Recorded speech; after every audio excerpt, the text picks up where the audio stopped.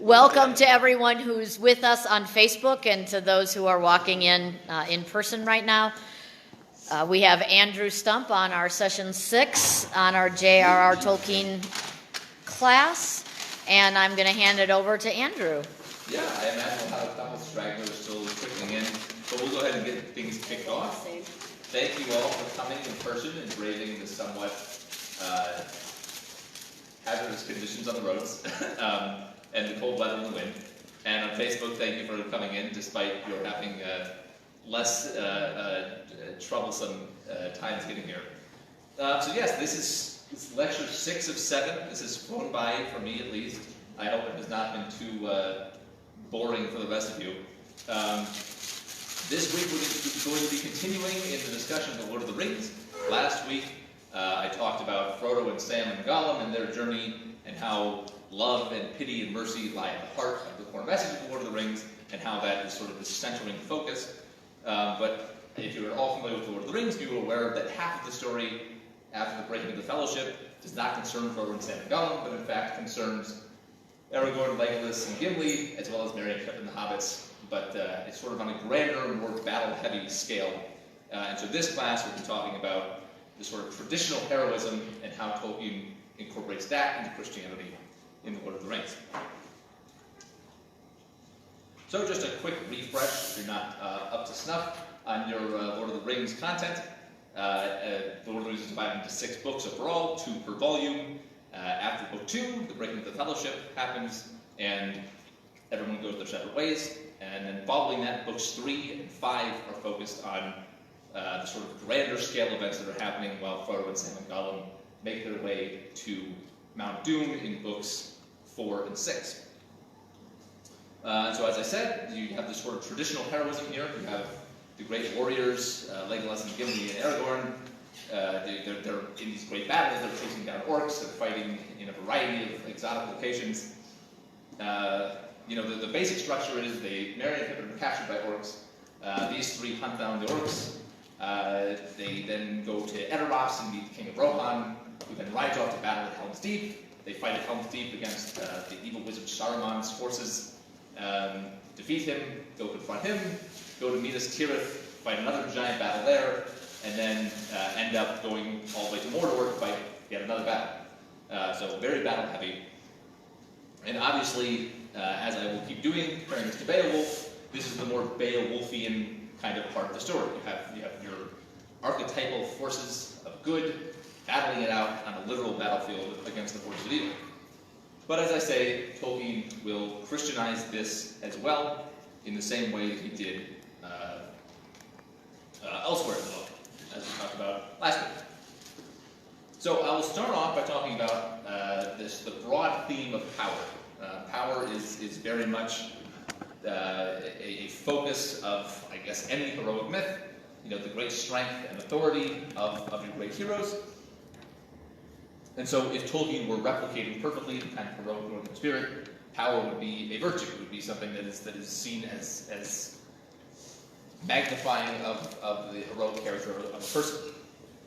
However, because this is a Christian work, as Tolkien said, I'll repeat again, a fundamentally religious and Catholic work, this will not be the case here.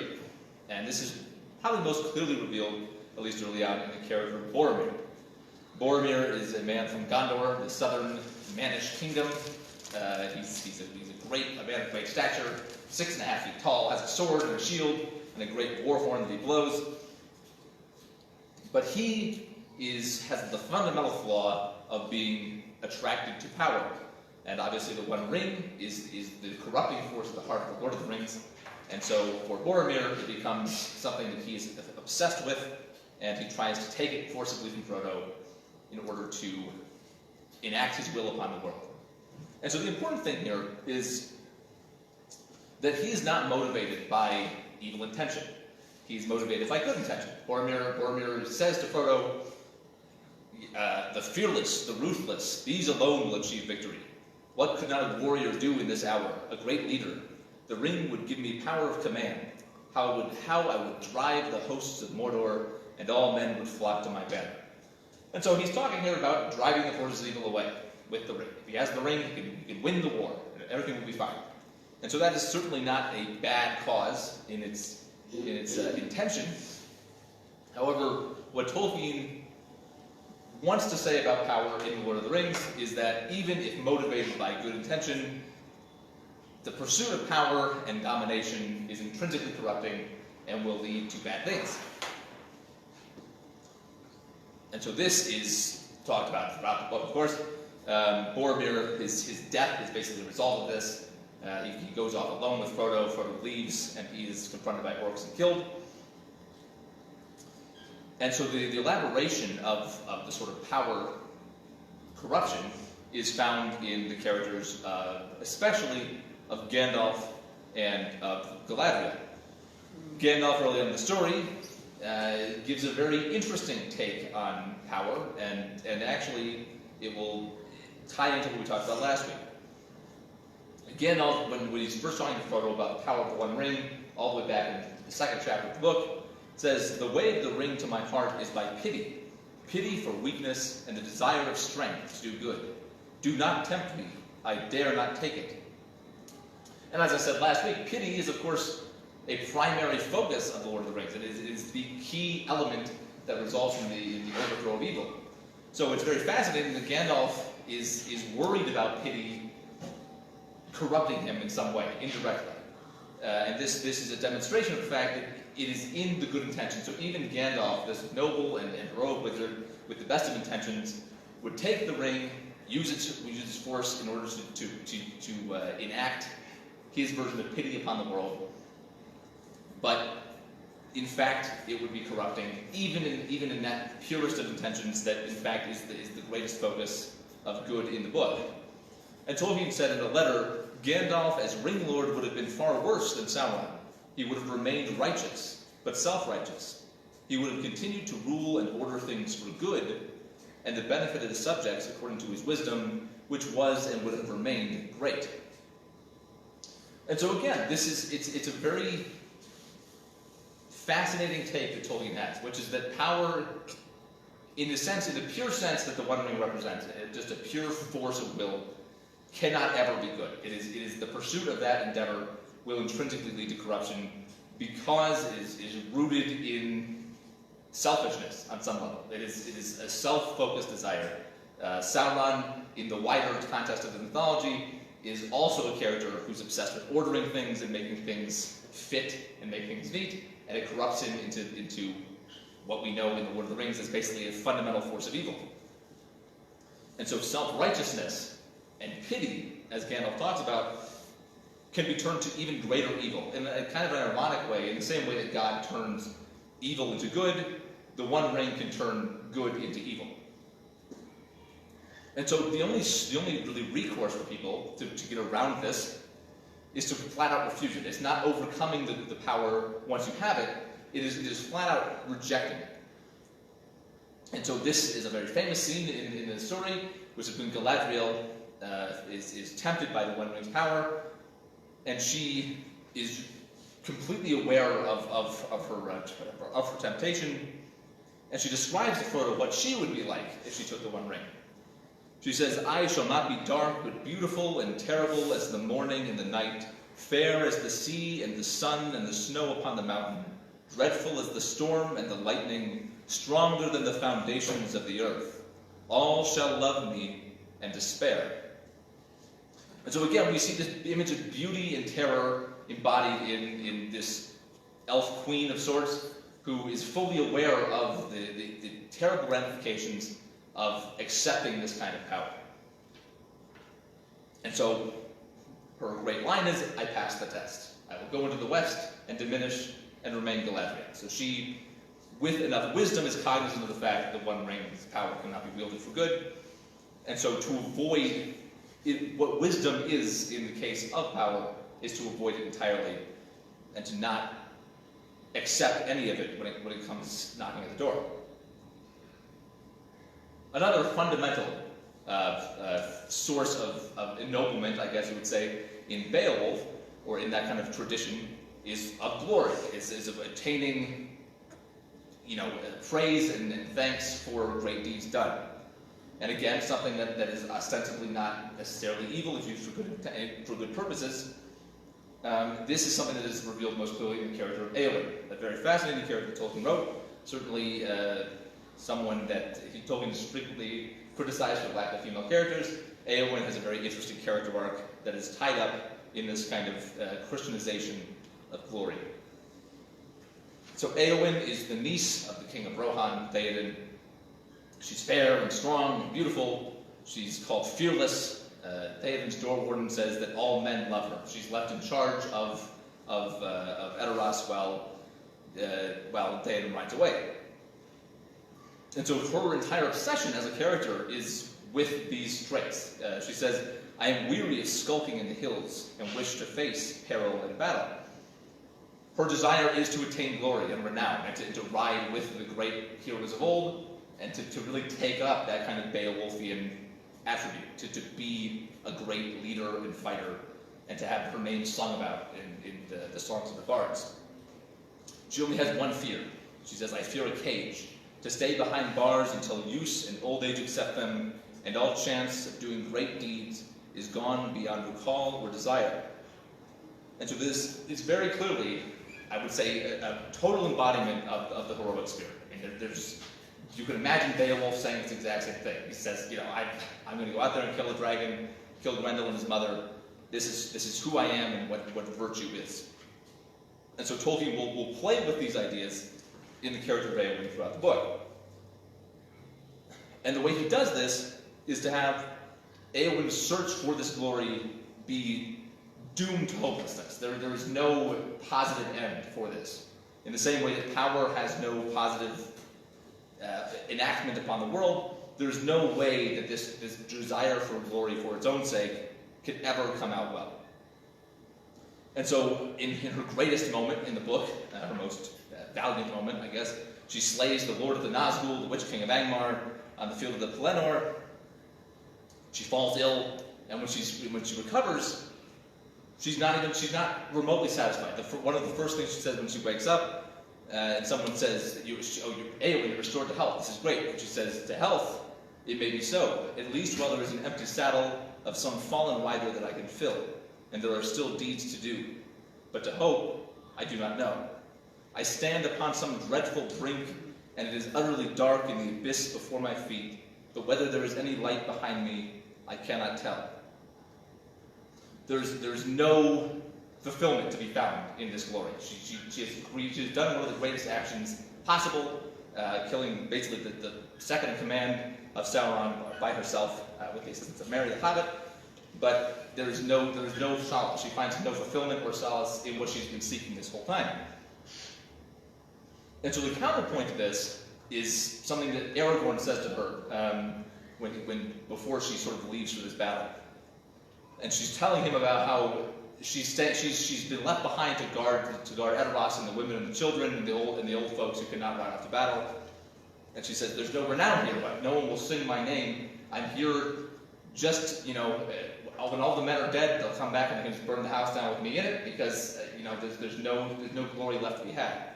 And Aragorn replies, "A time may come soon when none will return. Then there will be need of valor without renown. For none shall remember the deeds that are done in the last defense of your homes. Yet the deeds will not be less valiant because they are unpraised." And so this, of course, then harkens back to what I was talking about last week, which is that virtue in itself, virtue for its own sake, is what is good. And there is valor in that action. And so it needs no outside effect. It needs only the internal righteousness and fulfillment that comes with doing a good action for its own sake. But of course, Eowyn cannot see this.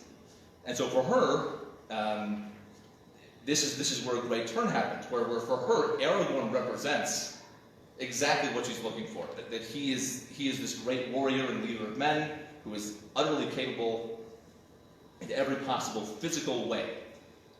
But Aragorn says, "In me she loves only a shadow and a thought, a hope of glory and great deeds, and lands far from the fields of Rohan."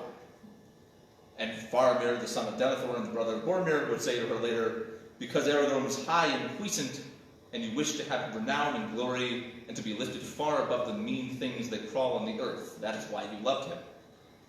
So she can see only this northern spirit in Aragorn, and she finds it hollow of meaning in spite of all this desire that she has for it.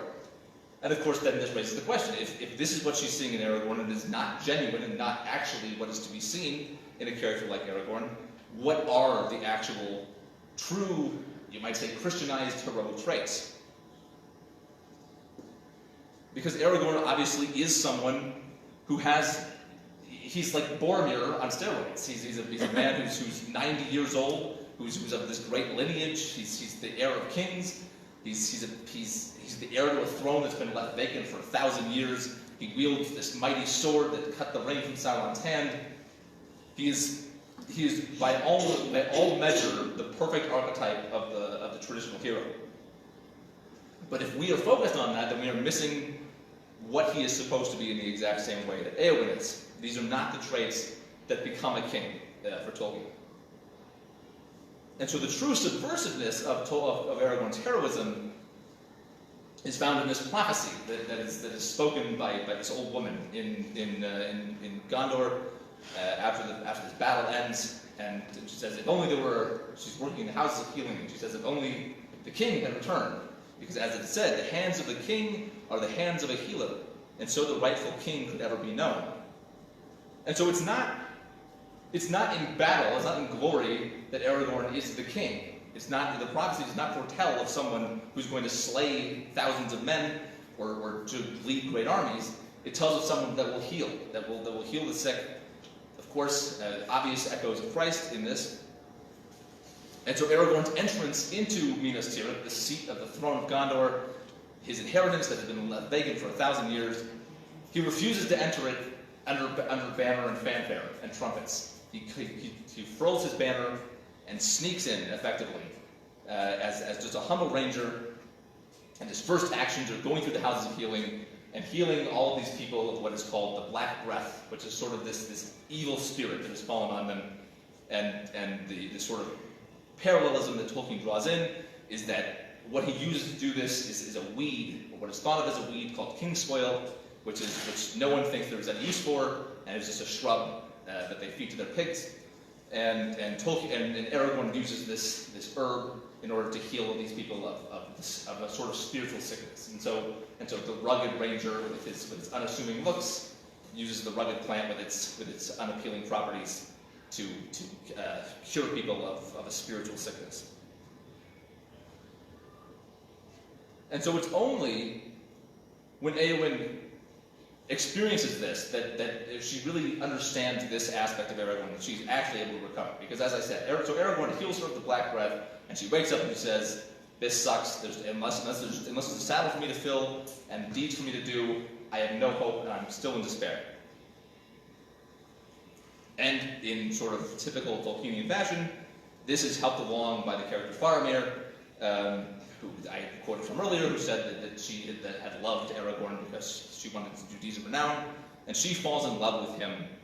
And in this moment in the Houses of Healing, where they're both recovering, she has this moment of realization where Faramir says that he loves her, and she says, "I stand in Minas Anor, the tower of the sun, and behold, the shadow has departed. I will be a shield maiden no longer, nor vie with the great riders, nor take joy only in the songs of slaying.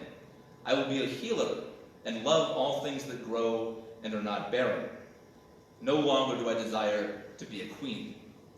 And so here she's renouncing this kind of battle spirit that has subsumed her entire existence, that has blinded her to all else.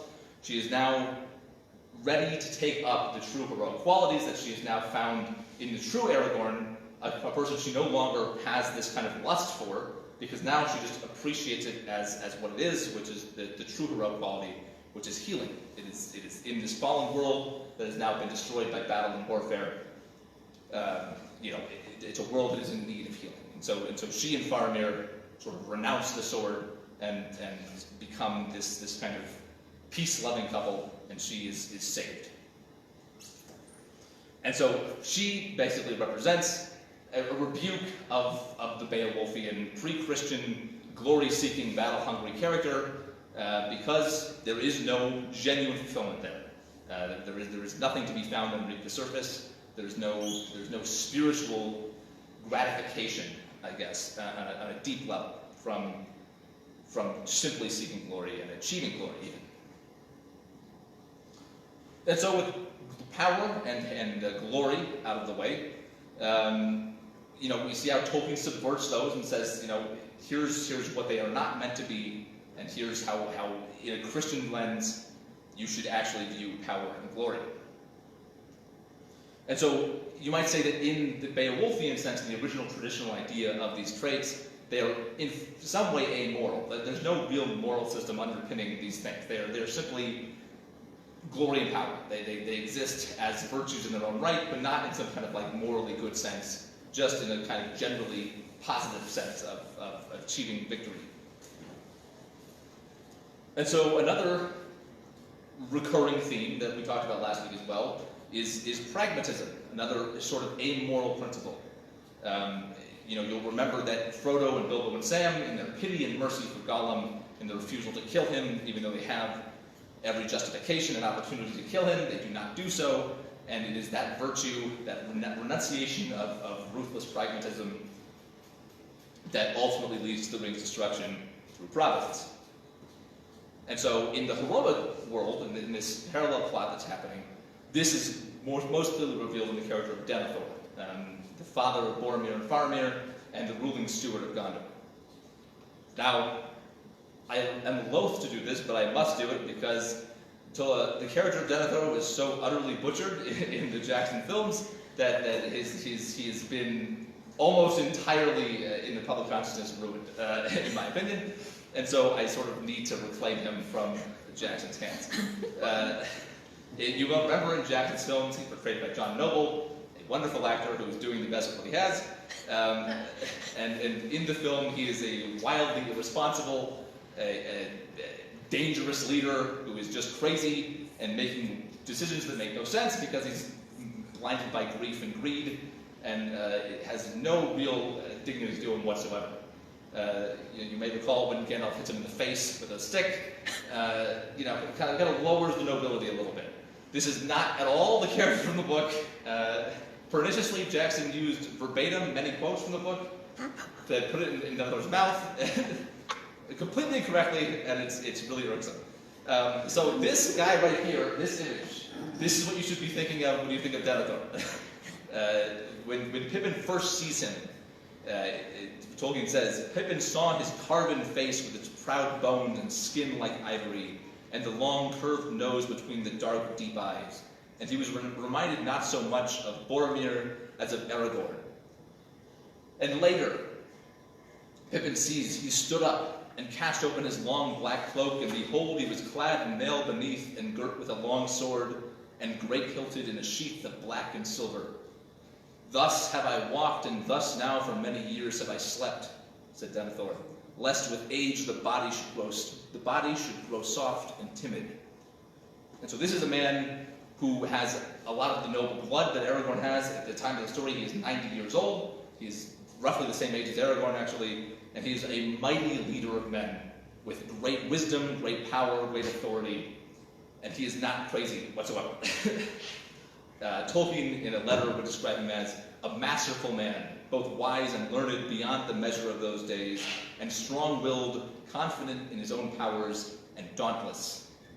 So, hopefully, you have at least somewhat excised John Noble from your brain. And so, with this character in mind, this great, powerful leader, Denethor is a mighty man of great mental power, great mental faculty, great will. But what he is fundamentally lacking as a character is this Christian ideal that I've been talking about, which is the belief in virtue for its own sake. Denethor has completely lost this, if he ever had it to begin with. Tolkien says he's this political figure. He was proud, but this was by no means personal. He loved Gondor and its people and deemed himself appointed by destiny to lead them in his desperate time. And so, in this lens, he is the ultimate pragmatist. He is a perfect political leader who has all things ordered in his mind. He is very competent, and he knows what's best for Gondor, and he knows what should be done. But this sets him at odds, of course, with the Christian-spirited characters like Aragorn and Faramir, because there's no way he's going to brook the kind of nonsense that they are trying to spin. And so this comes to a head very violently, verbally violently at least, when Faramir returns to Minas Tirith and relates to Denethor how he had met Frodo and Sam in the wilderness, and that he had let them go, that he knew they had the ring, he knew exactly what was going on, and he told Frodo, "I would not take this thing if it lay by the highway, not were Minas Tirith falling in ruin and I alone could save her, so, using the weapon of the Dark Lord for her good and my glory. No, I do not wish for such triumphs, Frodo, son of Drogo." And so this is, of course, Faramir taking up that renunciation of the power and the will that Galadriel and Gandalf demonstrated, that he has this insight about the nature of power and domination and glory-seeking that Boromir obviously lacked when he tried to take Frodo. And so his decision, though, pragmatically to let Frodo go on his merry way is absurd and nonsensical. And it should be viewed as such. It doesn't make any sense. Denethor says, "There are two follies to avoid. To use this thing is perilous. At this hour to send it in the hands of a witless halfling into the land of the enemy himself, as you have done, Gandalf, and this son of mine, that is madness." And this is completely true. He's almost quoting Gandalf from the Council of Elrond. At the Council of Elrond, Gandalf said, "Let folly be our cloak, a veil before the eyes of the enemy."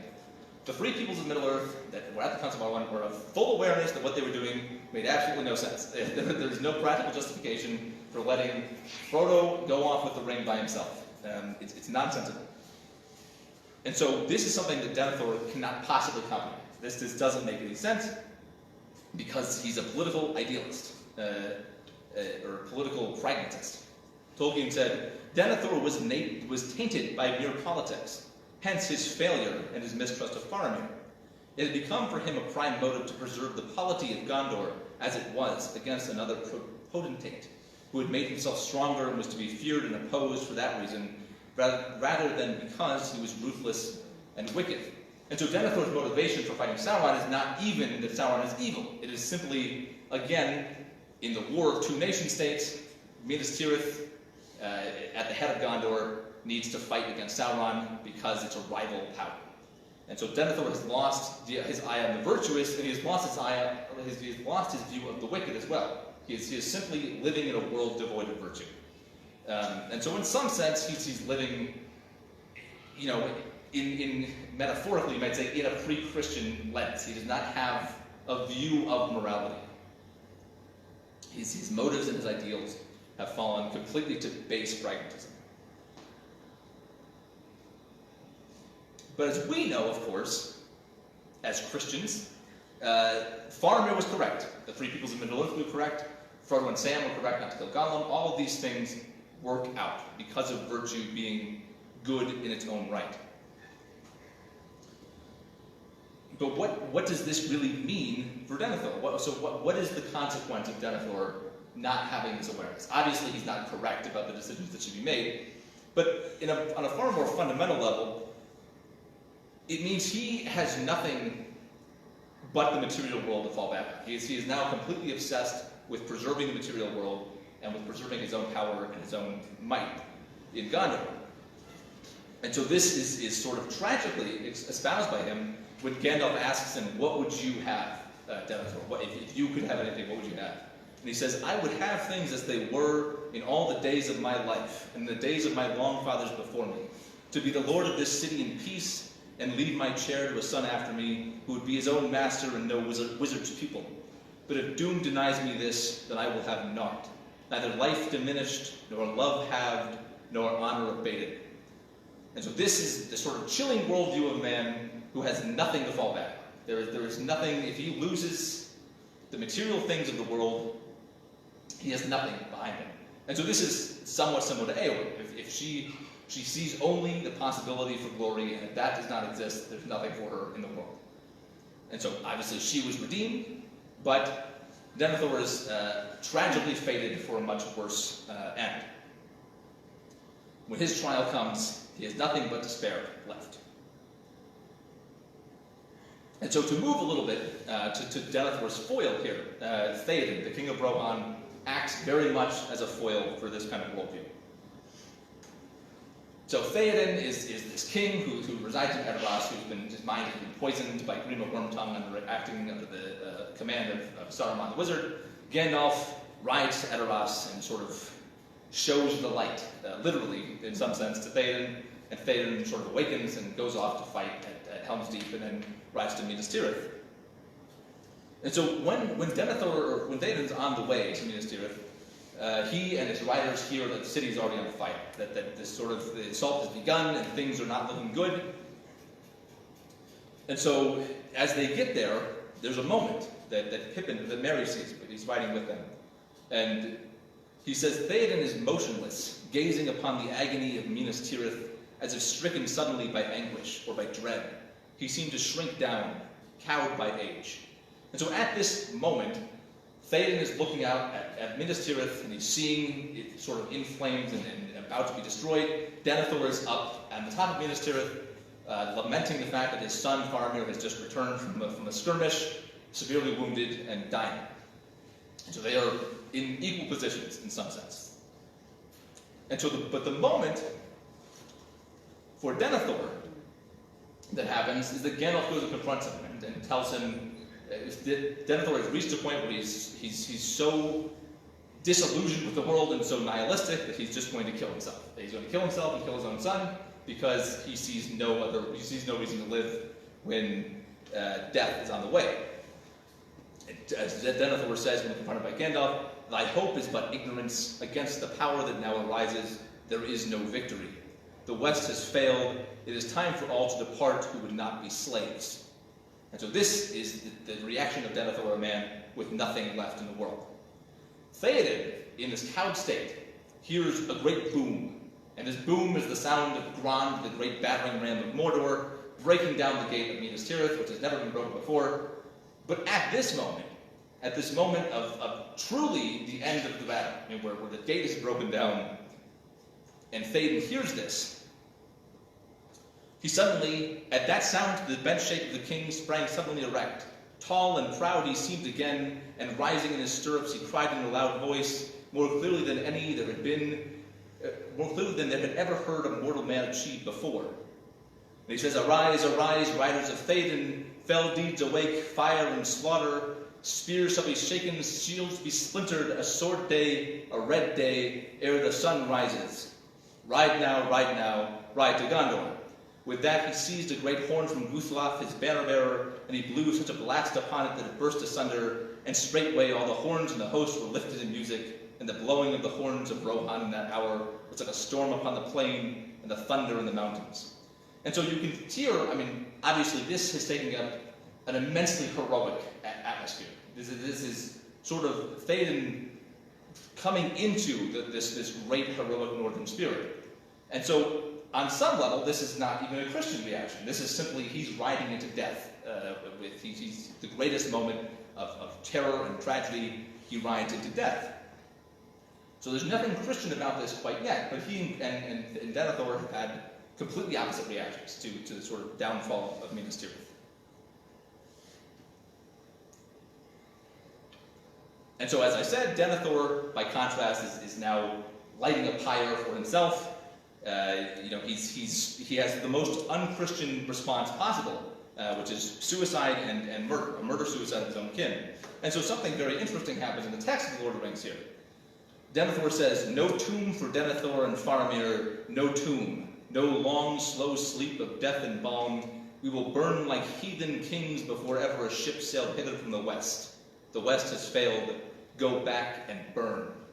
And this is the only place in the entire book, the word is used one more time in this context as well, that the word heathen is used. This is a really strange choice by Tolkien.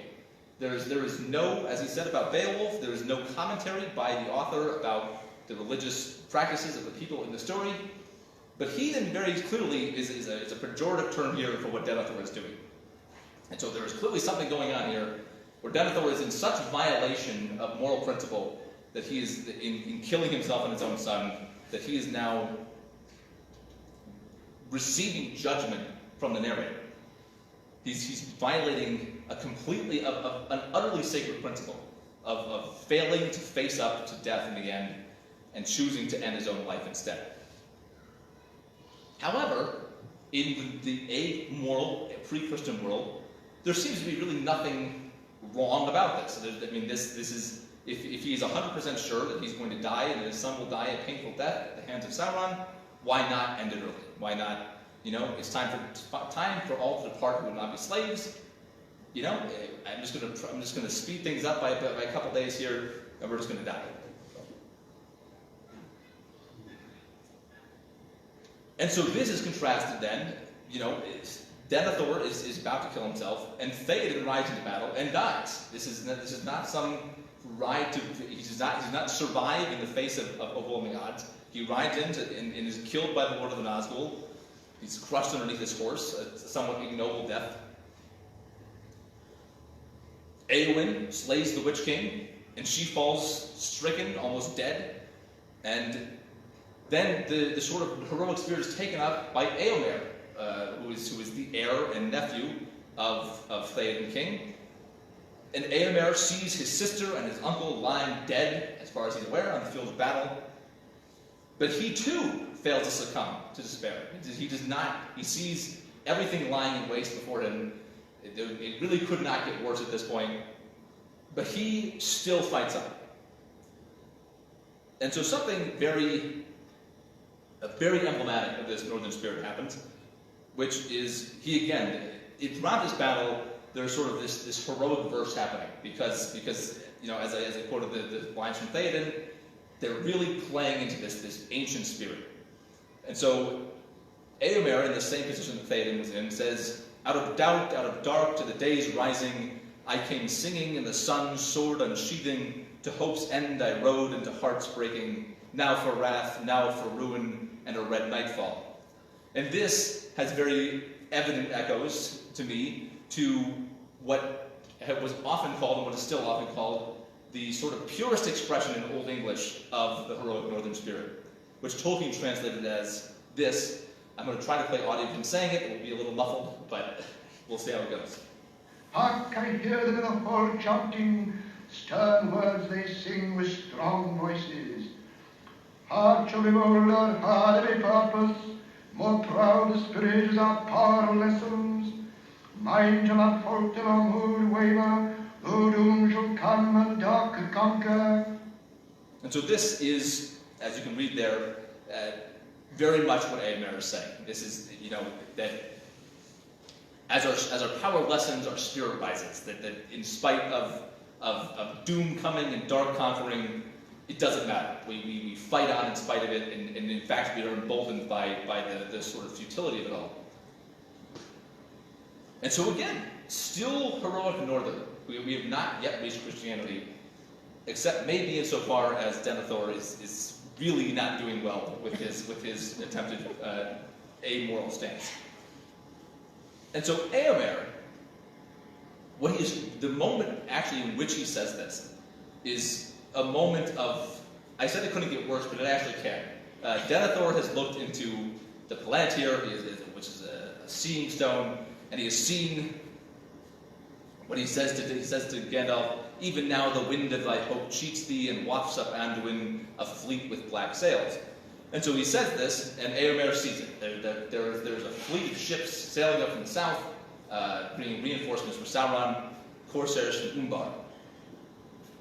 And yet even at this moment, Eomer defies it and goes even farther. And Tolkien says he laughed as he said these words, for once more lust of battle was on him, and he was still unscathed, and he was young, and he was king, the lord of a fell people. And lo, even as he laughed at despair, he looked out again upon the black ships, and he lifted up his sword to defy them. And so this is the highest moment of the Northern Spirit, where he is literally laughing in the face of death. But, of course, this is Tolkien's big move, as always, which is, of course, eucatastrophe. As I hope I have instilled in all of you, there can be no great fairy story without the great turn, without the great eucatastrophe at the moment of greatest despair. And so as the world is falling apart, and as Denethor is about to kill himself and his own son, and the entire battlefield is about to be overrun by corsairs, and Eomer is laughing at death and accepting that it is all over, wonder took him and a great joy, and he cast his sword up in the sunlight and sang as he caught it, and all eyes followed his gaze, and behold, upon the foremost ship a great standard broke, and the wind displayed it as she turned toward the Harland. There flowered a white tree, and that was for Gondor, but 7 stars were about it, and a high crown above it, the signs of Elendil that no lord had borne for years beyond count, and the stars flamed in the sunlight, for they were wrought of gems by Arwen, daughter of Elrond, and the crown was bright in the morning, for it was wrought of mithril and gold. And so again, we're at this moment of huge relief, of great catastrophe. And so, of course, as is necessary for catastrophe, this is the absolute worst possible situation that could occur. And so this then is the moment at which the Northern Spirit becomes integrated with Christianity. Which is not that Eomer and Theoden's actions were themselves motivated by some kind of Christian ideal. They were not thinking about Christianity, of course. But somehow we can see it clearly still, I think, which is that neither the response of Denethor nor the response of Eomer and Theoden is irrational. They, as I said, the Denethor's reaction is just get it over with because what's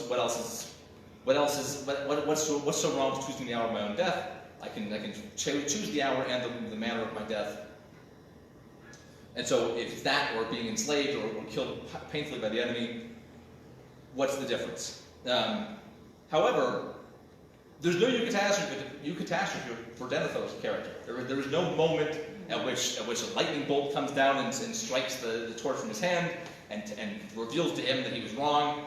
He does not get that moment of grace because he did not die right, die correctly. There is something about the way that Theoden and Eomer reacted to their situations that is fundamentally ethical and virtuous. It is fighting in spite of overwhelming odds, not succumbing to despair. And God, in some sense, is saying, "That's right. Like you're doing what you should be doing. You're facing down the dragon and doing your best." And so, in trying to become a master of pure, cold reason and logic, Denethor